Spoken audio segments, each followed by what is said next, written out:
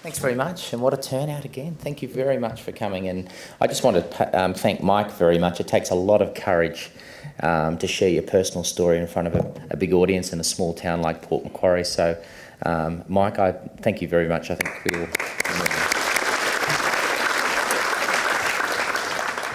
So, our second annual health forum, and you might... The slant this year, we were trying to get more women in the audience, and I think we may well have succeeded.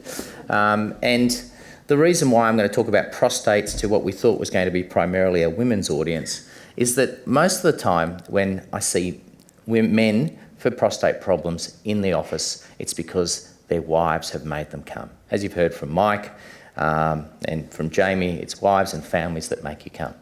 So men are pretty hopeless, and we know that.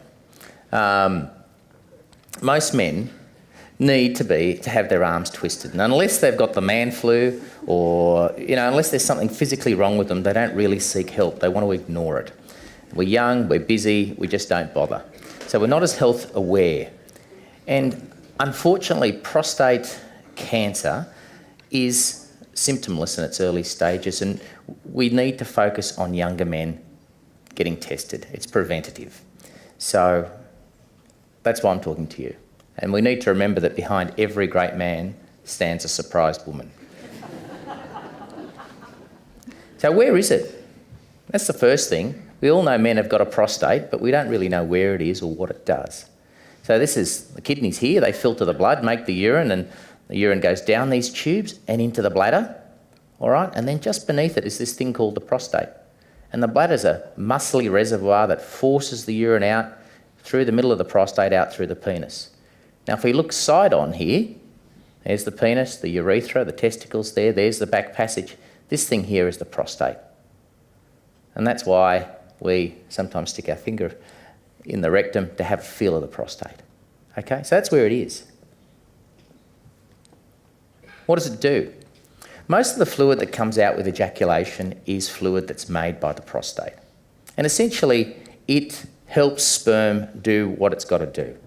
It protects it, it nourishes it, it fights all that nasty stuff in the vagina and the cervix and helps the sperm get to the egg. And that's what it's for. Now, what happens as we get older? Now, as men age, they tend to get a non-cancerous enlargement of the prostate, here in the middle. And this is what we call benign. Benign just means not cancer, non-cancerous. And we call it BPH, benign prostate hypertrophy, just getting the prostate getting bigger.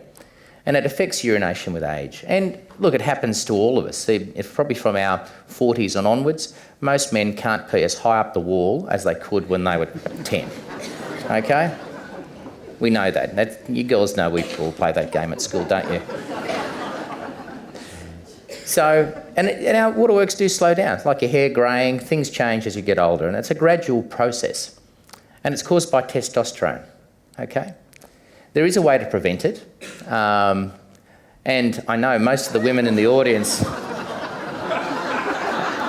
have probably wanted to do this to their husbands at one stage or another. So there are some benefits. You will prevent them getting benign prostate hypertrophy if you do this.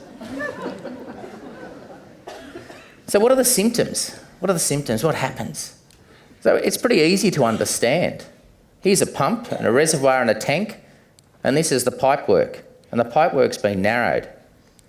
So the pump starts squeezing, not much happens. It's got to generate enough pressure to push those prostate lobes out of the way and start the stream going. So there's often a delay. And then the stream, you've got a narrow pipe, the stream's weak and thin. And then towards the end, the pump gets tired, the pressure drops off, and it trickles and dribbles and fades away. Okay? And the bladder gets irritated, makes you want to go more frequently, more urgently, makes you want to get up at night. Okay? Does any of this sound familiar to anyone in the audience? Okay. So here's a graph. First graph, but a pretty simple one. This is how many mils a second you pee. Basically, how fast do you pee? And this is how many seconds. So women in the audience and men, when we're young, you start peeing and whoosh, big strong stream, over and done with, you're out of there. But for younger men, you check the older men at intermission in the toilet. They'll be there for a long time, okay? Takes a while for the seam stream to start. Here it goes. And trickle, trickle, trickle, trickle, trickle. You know those women, you know what I'm talking about? Husbands drive you crazy in the middle of the night. You can hear him tinkling away there. Takes him 3 minutes to get back to bed, and it's usually why men come, because their wives are sick of sleeping badly. So I don't think it's for you, it's for them.